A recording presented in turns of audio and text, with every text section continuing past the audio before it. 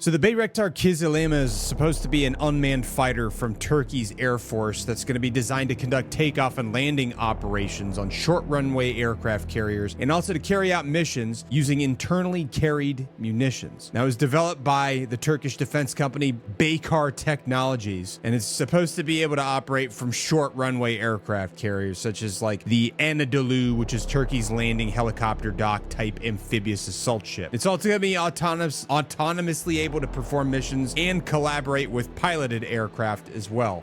It's indigenous. It's supposed to be designed to be capable of executing a range of military operations, including strategic offenses, close air support, missile strikes, suppression of enemy air defenses, and enemy air defense destruction. The company planned on mass producing it this past year, though I don't know how many they've actually produced.